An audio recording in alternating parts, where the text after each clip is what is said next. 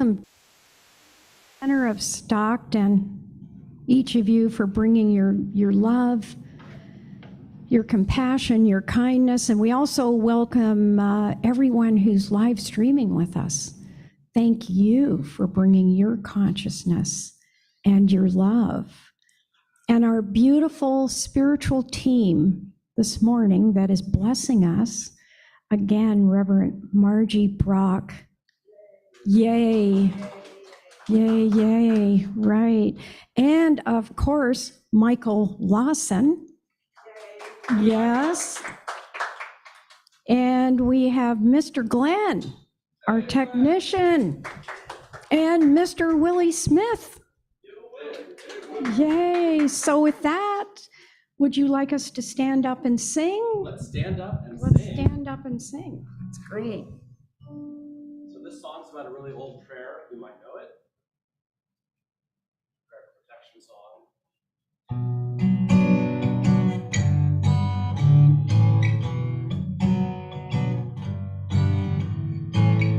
Light of God surrounds me. Love of God enfolds me. The power of God protects me. And the presence of God watches over me wherever I am. God is. Let's sing about your neighbor. Light of God surrounds you. Love of God enfolds you. The power of God protects you. And the presence of God watches over you wherever God I am. God is. Light of God surrounds us. Love of God enfolds us. The power of God protects us. And the presence of God watches over us wherever we are. God is.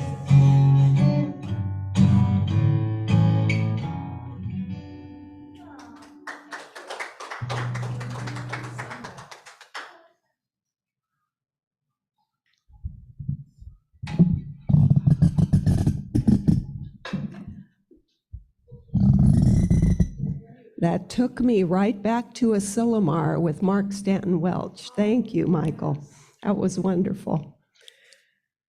Well, let's continue our celebration with prayer,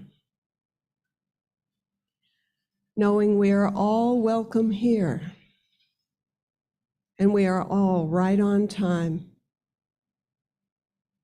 Every area of our life, all has supported us in being here now, in this physical space and in this spiritual community, physically present or present online. Every pleasant thing, every less than pleasant thing has brought us here to remember the truth about who we are and who we are come here to be. And we are grateful that together we see this truth, we know this truth, and we celebrate the good, the abundant good that is expressed in and through us here today. And for this, we do say, thank you, God. Amen.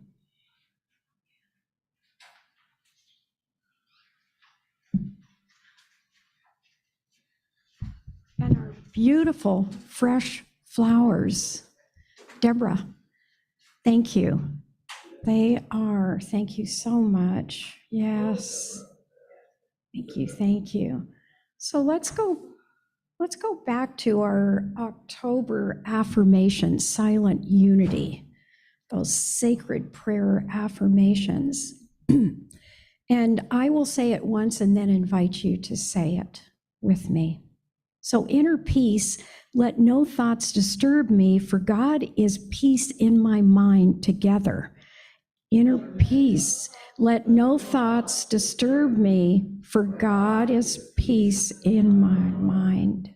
Love, divine love's healing and harmonizing power flows within me and from me together. Love, divine love's healing, harmonizing power flows within me and from me. Healing. Life is a divine healing stream within my body, mind, and being together. Healing. Life is a divine healing stream within my body, mind, and being. Order. I am in concert with divine order, trusting my way into all that comes next. Order.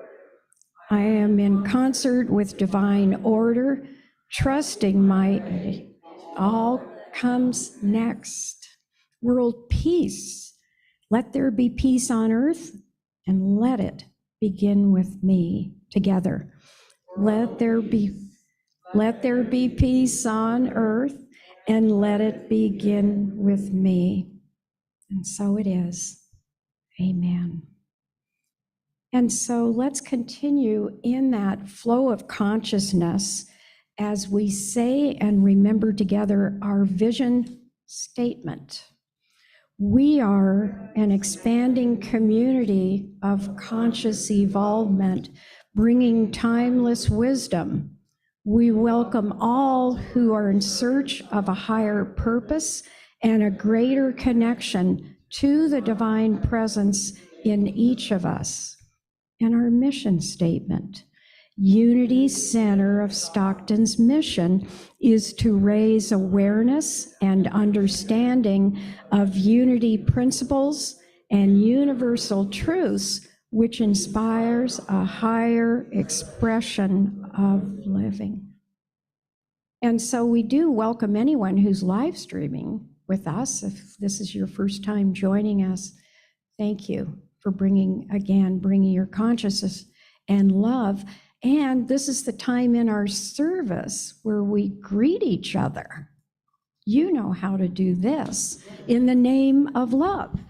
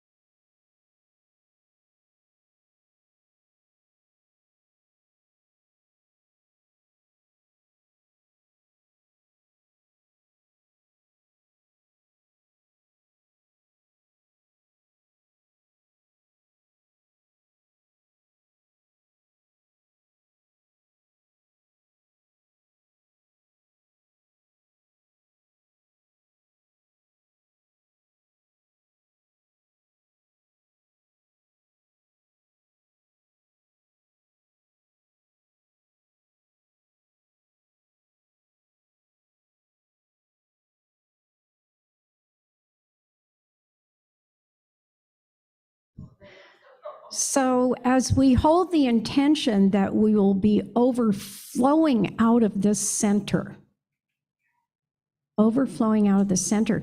Can you imagine greeting each other when we're overflowing, right? Do you have that image? Isn't that a great image? We're going to learn how to jump over the chairs. We'll greet outside, whatever it takes to spread our love. Yeah, thank you. Feels great. Okay, so daily word. I'm sure by now you have your daily word. We'll have a new one coming up at the beginning of November. And may I invite our chaplains to stand up. Here we are. Here we are. And any one of us can serve you. However, I have the privilege and the honor of serving you this morning as chaplain on duty. So I would be honored to pray with anyone. Okay, so let's continue holding that beautiful love, as Eric Butterworth talks about in the flow of life, right? And so as we take a look at the daily word for today, Sunday, October 15th, it's generous. And if you feel comfortable and you want to sit in that beautiful place of love as I read the daily word, the abundance of the world flows through me. I am securely in the flow of prosperity when I receive graciously and gratefully and share my abundance generously. Whatever I share with a loving, giving heart blesses me as much as it blesses the one who receives it. Each time I share of my supply, I am demonstrating my trust that I will always have what I need. When I share of myself, I am living my faith that I am a divine being empowered with a limitless supply of divine ideas. The richness of an abundant universe flows through me. Knowing this, I don't hesitate to be generous so others will know the abundance of the world as I know it. Through my giving, may they also know the blessings of the awesome power and grace of God as they bless me daily. Now we have received not the spirit of the world, but the Spirit that is from God, so that we may understand the gifts bestowed on us by God. 1 Corinthians 2, verse 12. And so it is. Amen. Now let's prepare for meditation. This is a song that my lovely wife Lisa wrote, and I created a cello piece out of it. So I'll sing it one time through. Oh, Spirit, guide me deep inside me. Take me to my heart place, the place of ease and grace. Breathe in this moment, this sacred moment. I am peace, I am renewed.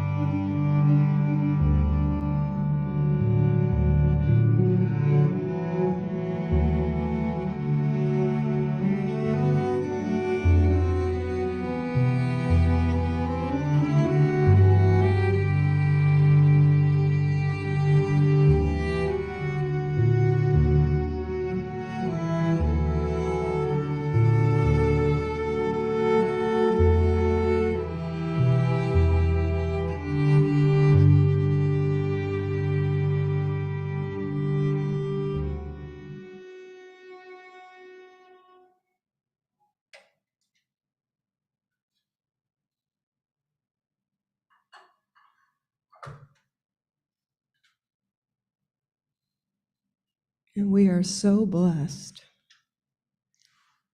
to rest in the essence of this beautiful music.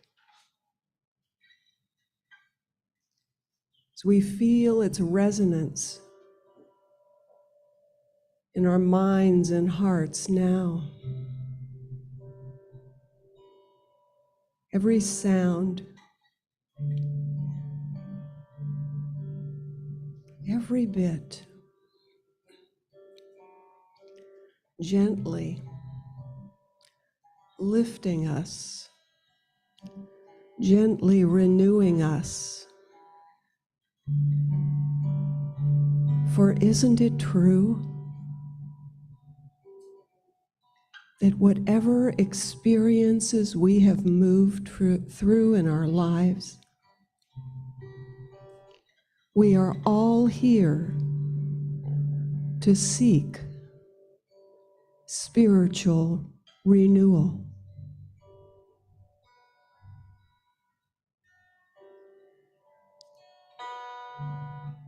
And we feel it. Right where we are, we rest, and we know that we are renewed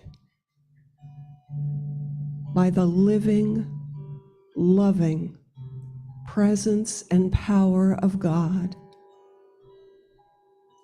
always with us, within, among, and all around. And let's just notice our breath now.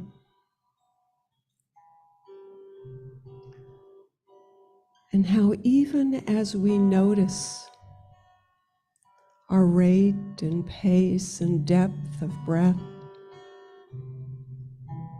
we let in more. And we gently release more as a physical manifestation of the abundant good in which we live and move and have our being. And with every breath, we feel our bodies relax more right where we are. And we notice that the energy of listening around our ears gently, gently descends. And that listening energy moves down into the area back of our heart. With every breath, anchoring us in this place and in this time, in this sacred time of remembering the truth and being renewed as we move oh so gently into a time of silence.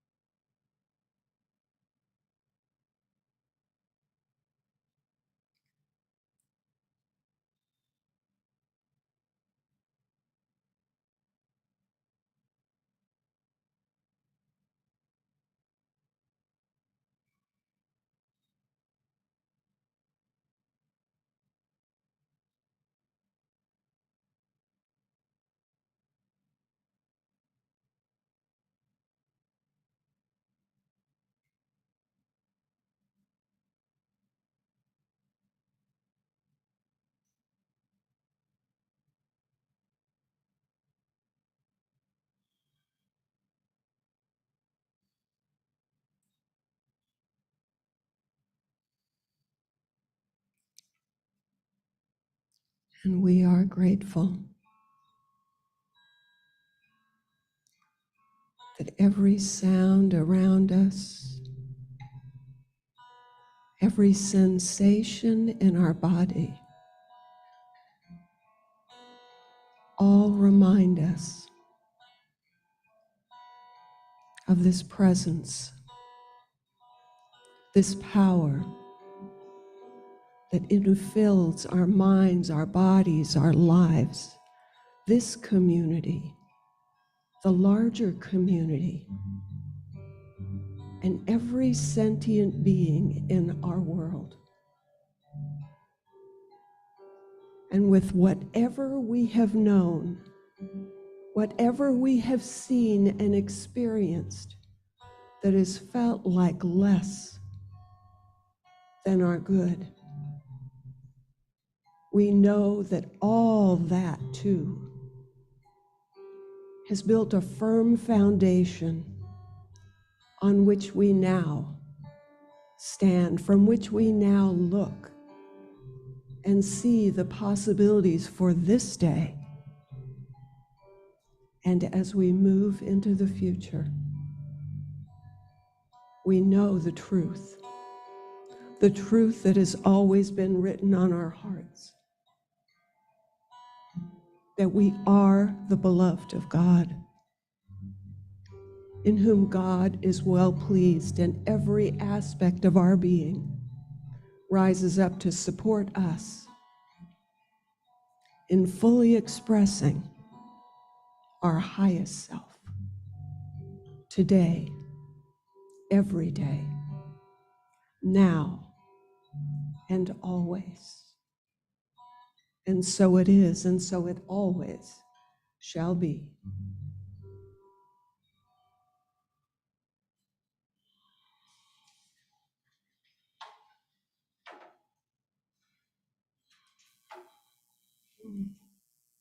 And there is light.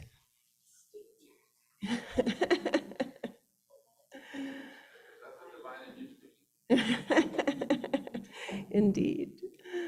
Oh, feels wonderful to be here with all of you. Thank you, Michael, for the beautiful music. Shall we celebrate Michael again?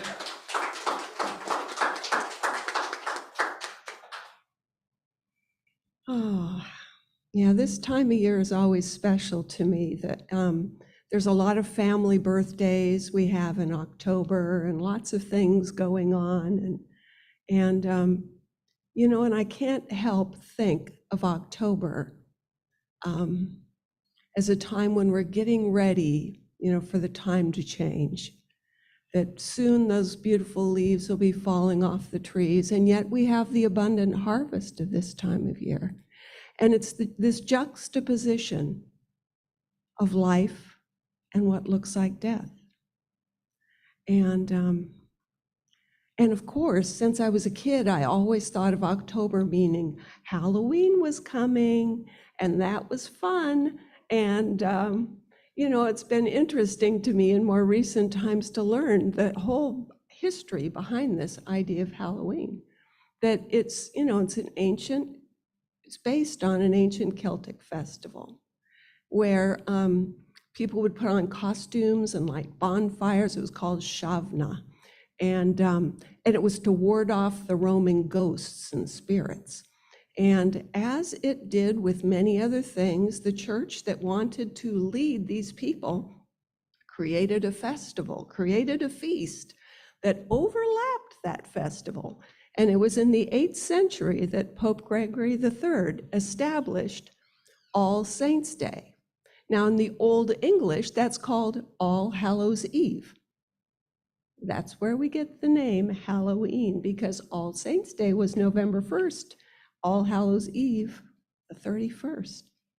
And, we all have our own ways of approaching this time of year, and some people do not like to participate in the Halloween rituals. Some of them, they'll like to enjoy the harvest and go to a nice apple ranch or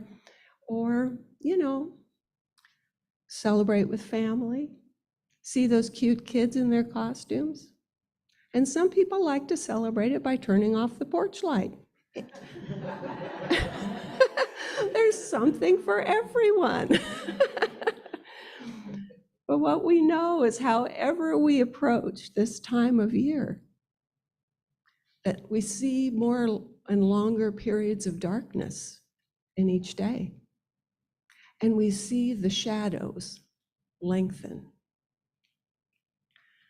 When I talk about shadow, I can't help but think about Dr. Carl Jung, a well-known psychologist who's gone on now, but he spoke about the shadow.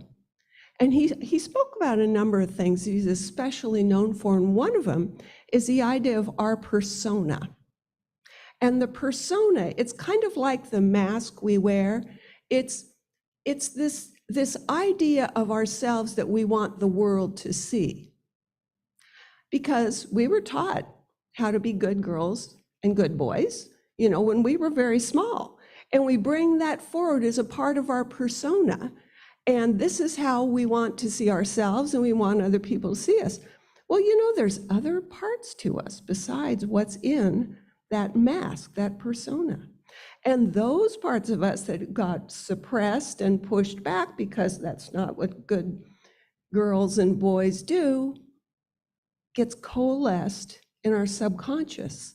And that's what Dr. Jung called the shadow. You might ask, what does this have to do with unity?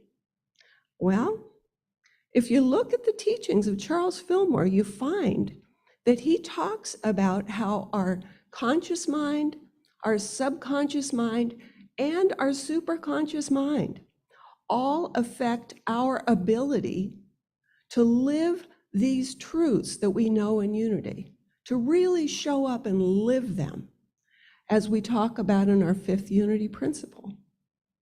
And another area where he demonstrates that this stuff matters is in the way he approached metaphysical Bible interpretation. How many of you have ever heard of that or experimented with it? You know that the idea of it is to look at a story from the Bible and know that every character, every place, every person, every part of what's in that story represents something in our own consciousness. Well, there's some stories in the Bible that are pretty yucky, aren't there? And the fact that that all represents some part of my consciousness and I draw my spiritual lesson from that, well, that tells me that Charles was willing to look at those things as well, and all those hours that he spent in the silence.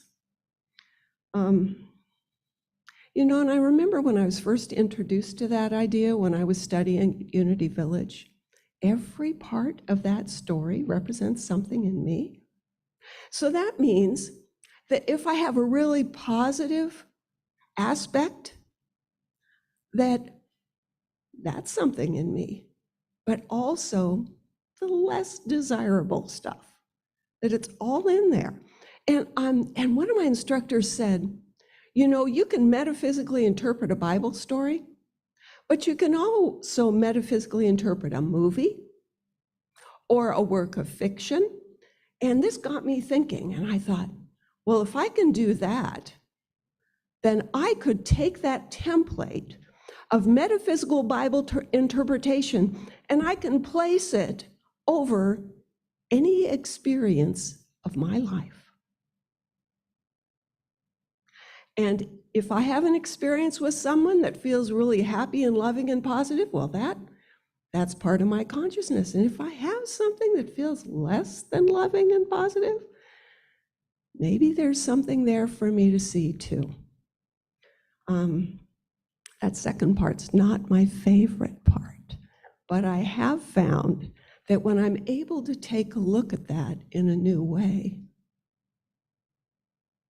I'm better equipped to live in this world. There have been times I've asked myself, why would I want to look at that stuff? Because when something's in our subconscious, it's kind of like being by a big body of water, and it's too dark for you to see very well under the surface. You might see a glimmer of something now and then, but then you see something jump up out of the corner of your eye, and it's like, what's that? Or you hear a splash here somewhere.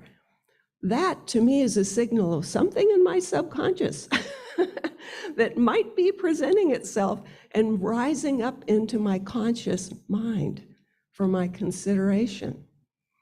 And I know for myself that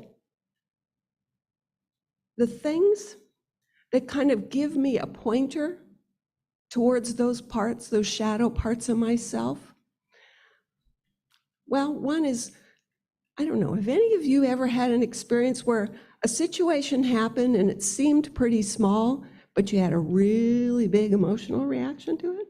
Anyone else? Am I the only one? Oh, thank you. Yeah, or situations where, something happened and it might be in the distant past, but it continues to haunt me. It continues to show up. It continues to get in the way of my peace of mind or my relationships or even my physical health. Those are the kinds of things that suggest to me there's something that's been pushed down. There's something that has coalesced into an aspect of my shadow self. And I had an experience not long ago. It came to mind with talking to you about this morning. And, it was just one of those pedestrian things that you sometimes do in life. I was taking my car to the car wash. No big deal, right? Pulled in, just gonna get the basic wash on the outside and told the attendant that's what I wanted. And the attendant looked around inside my car and said, "Are you sure?" Well, I had a little feeling about that,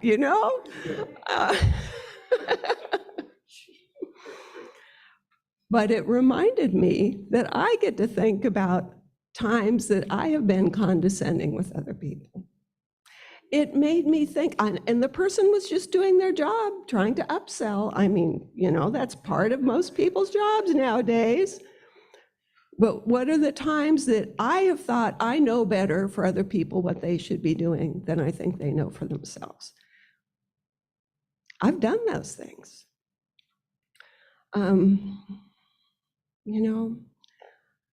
If we can start to make friends with those parts of ourselves, it just seems to me that we can have more compassion with ourselves and with other people when they seem to be showing us those parts that aren't our favorites. I remember when I really started spending time with the Bible, and it was as a part of my early studies in unity. And in the Gospel of Mark, we find one of the scribes asking Jesus, what is the greatest commandment? And Jesus talks about loving God with all your heart, and then also says, and you shall love your neighbor as yourself. And I've got to admit that whenever I heard that, there was a part of me that I always felt like I was falling short of the standard because I haven't always loved my neighbor. Anyone else here? You ever have those experiences where that's just not the feeling you have? But when I was going deeper with these studies, one of the things I realized is if other people in my life can only reflect to me things that are within me, that this is not a commandment. This is a statement of metaphysical truth. I can only love my neighbor to the extent that I love and have compassion for those parts of myself.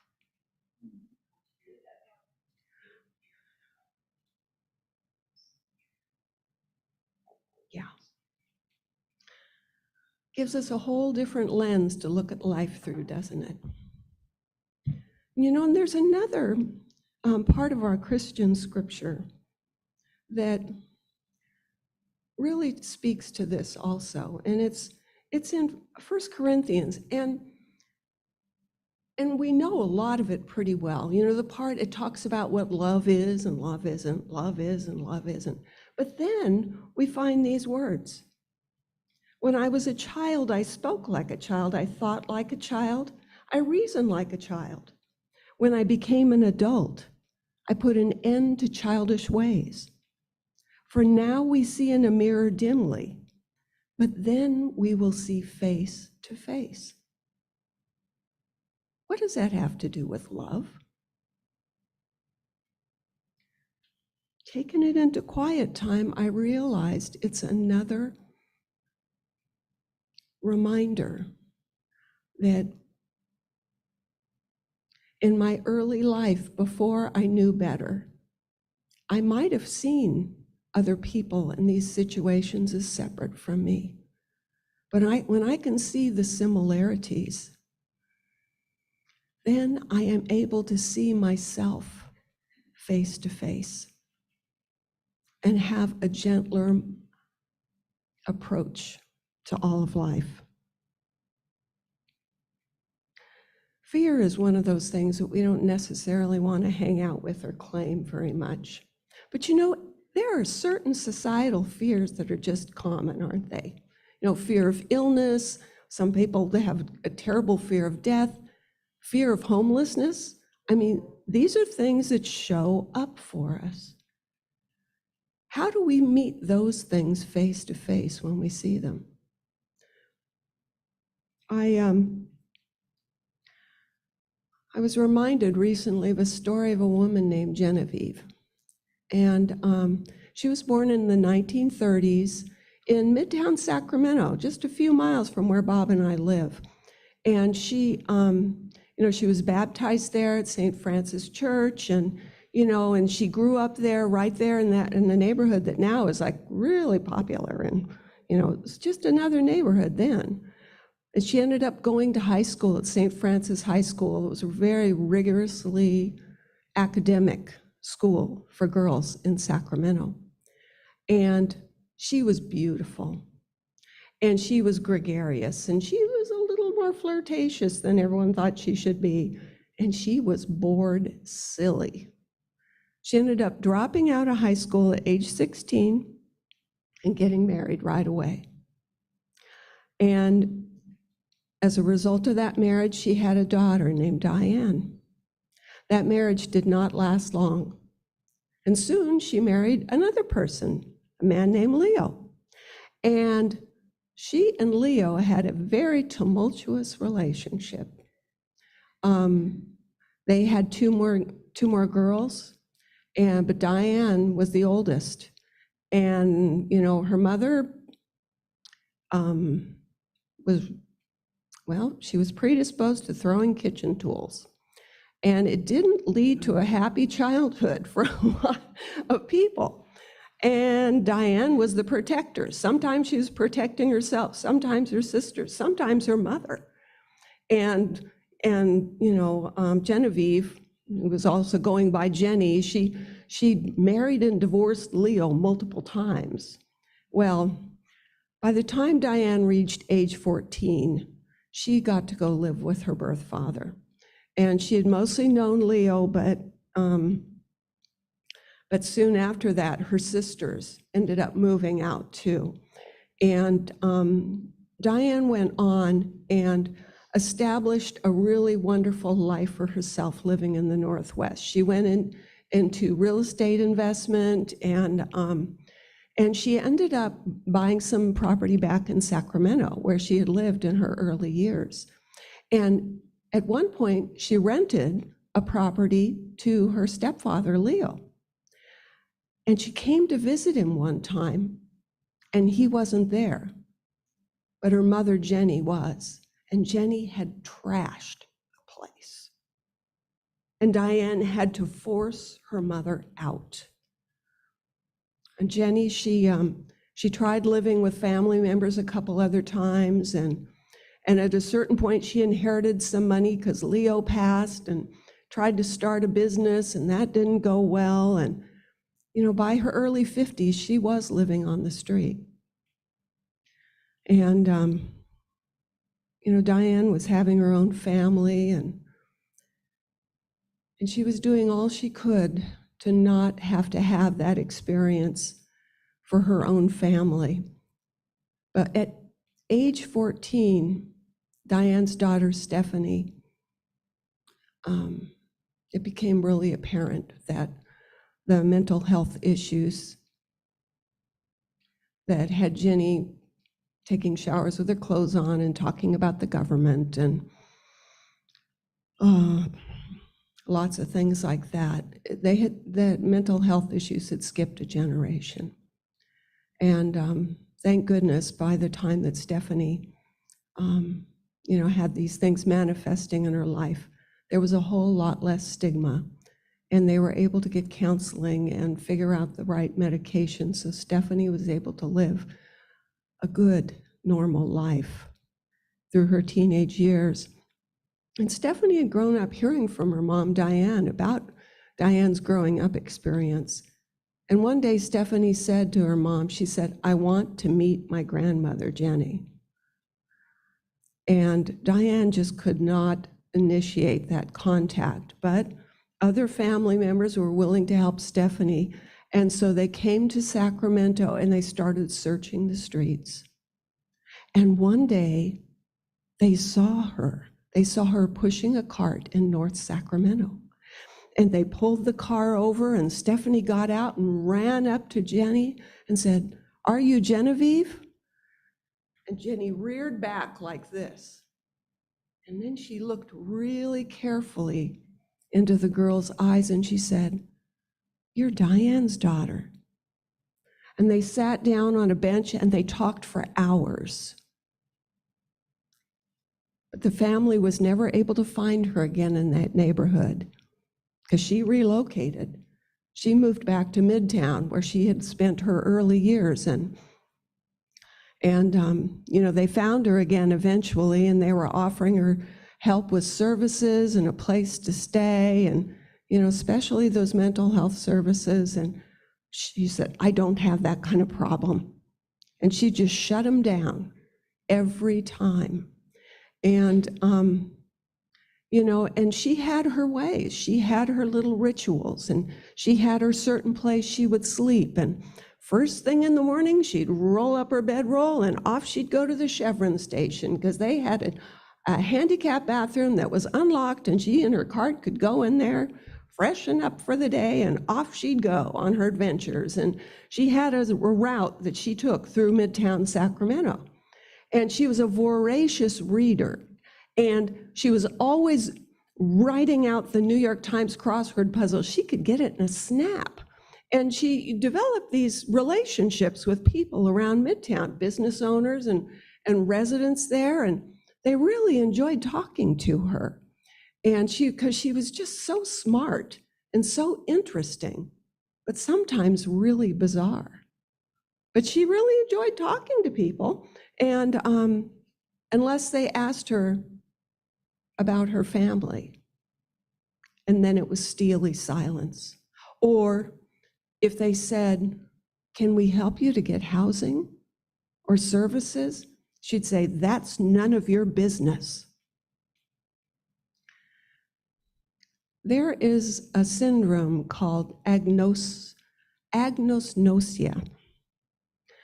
and it is a condition of believing that you do not have a mental health problem when you do. And it's a certain part of our brain that kicks in. It's related to self-awareness. And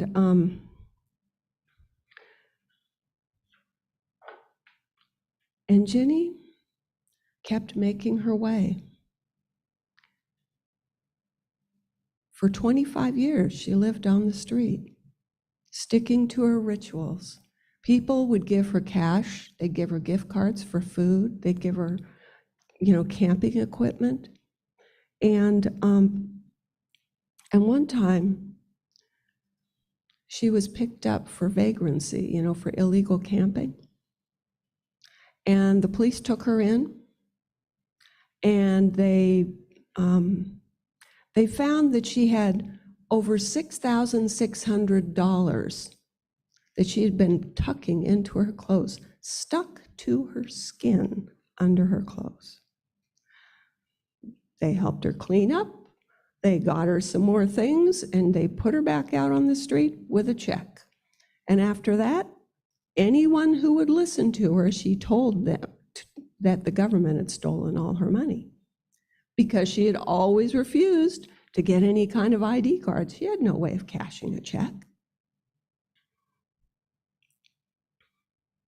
One time, some people who were friends of hers saw and had looks of horror on their face, how she looked because she had been beaten up over a place to sleep. And she saw the looks on their face, and she looked at them very calmly, and she said, "There are worse things than homelessness."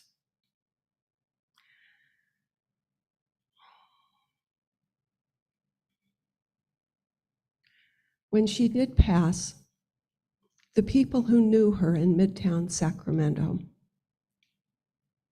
they all got together to organize a memorial service. She didn't have much way for people to identify her, but one of her friends was Sister Claire from Wellspring Women's Center. And it was only after Jenny passed that Sister Claire realized that this was the Genevieve who'd been her classmate at St. Francis High School. And at the memorial service that they did to honor Jenny, they showed a picture of her as a young, beautiful mother, and they showed a picture of her as a homeless woman. And her family was perfectly clear with everyone there that mental illness had robbed them of Genevieve.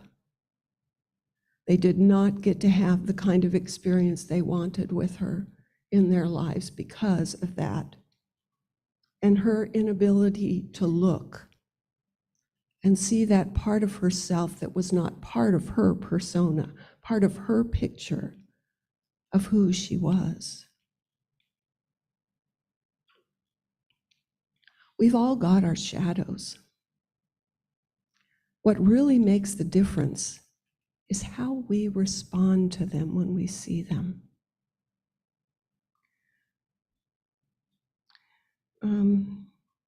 There's a woman named Kathleen whose story crossed my path recently too. And she was a single mom.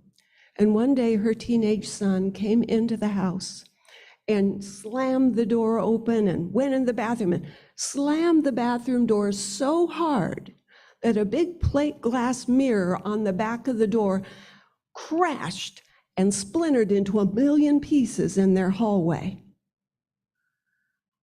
Kathleen was so shocked she had no idea what was going on. And here her home was treacherous. She had not invited this anger into her home. She took the dog and the cat out so they wouldn't cut their feet. And she went out in the backyard. She did not know what to do. She was wondering, hot tears streaming down her face. Is this an indication of who my son is becoming? And then she heard through the open bathroom window her son crying. And she knew he hadn't intended to do that. And so she took some deep breaths and she went back into that house and she started tiptoeing down the hallway. And she heard him hear her coming. And he cracked the door open and his face was red and covered with tears. And he said, "I'm so sorry, Mom. I didn't mean to do that."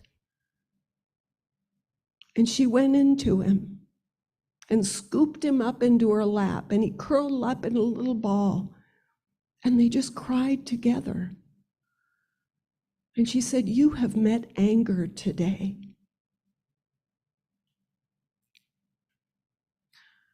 Anger can be used to build, or it can be used to destroy. For now, we're going to rest here. We'll talk more about that soon. And after we rest here, we're going to clean up.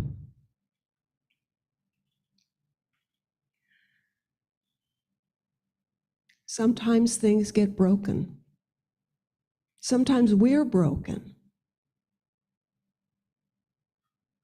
But when we're able to look behind the appearances, when we're able to look beyond what we had thought before and see those aspects of ourselves that most need love, that most need the healing,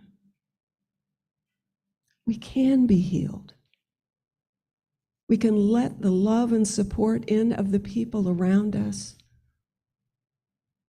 and we can bless so many more. I'm so grateful to be remembering this with all of you, because I know that on this journey of life and living, that we support each other. Bless you, friends.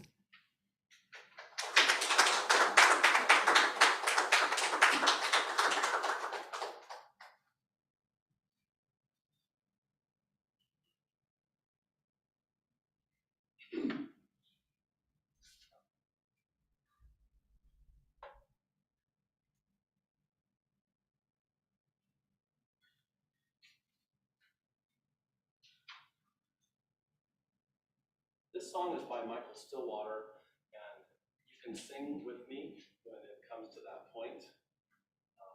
Michael Stillwater came to Unity Village when I was in YOU, and I remember talking to him at the conference. And we recently sort of tracked him down. He lives in Europe, and we got some of his music. So anyway, this is by Michael Stillwater.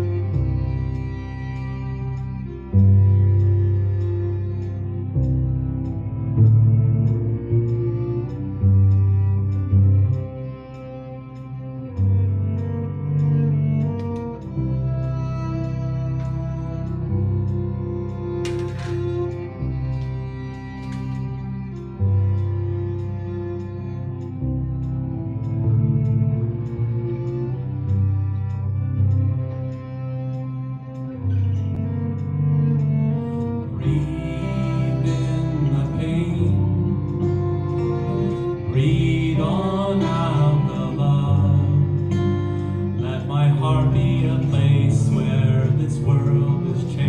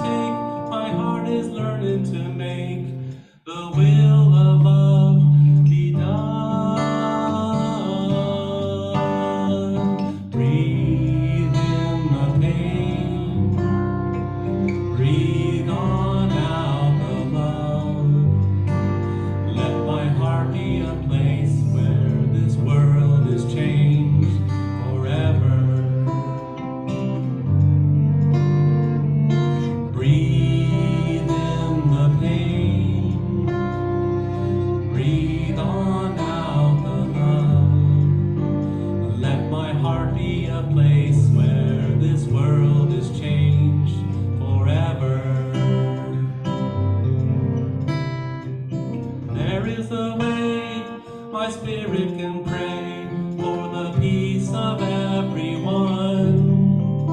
With every breath I take, my heart is learning to make the will of love be done. Breathe in the pain, breathe on out the love. Let my heart be a place where this world is changed forever. Breathe in the pain, breathe on out the love. Let my heart be a place where this world is changed forever.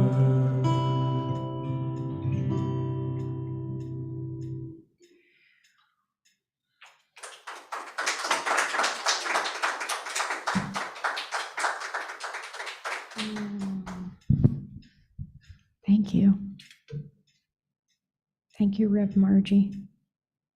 Thank you so much. So as we stay in that place of breathing out that love, we come to this time in our service where we hold our beautiful tithes, our expression of love, of giving and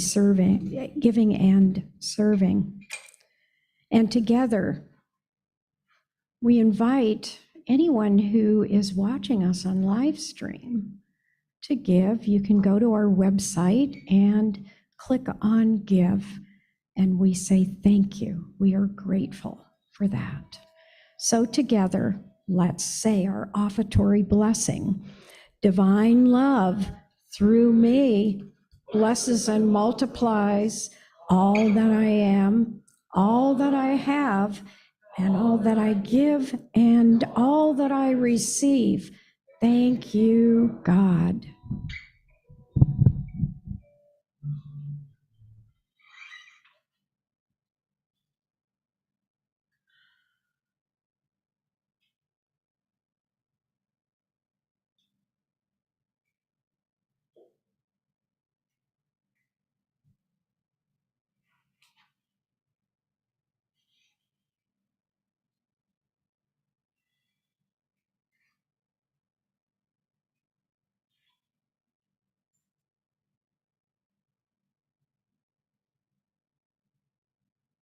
Shall we be grateful together?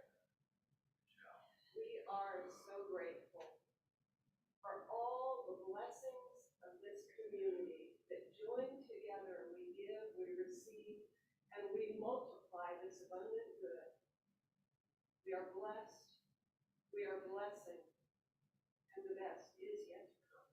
Thank you, God. Amen.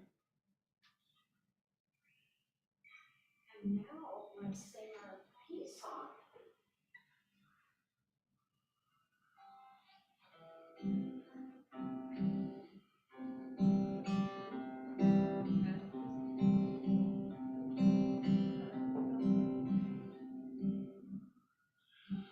Let there be peace on earth, and let it begin with me. Let there be peace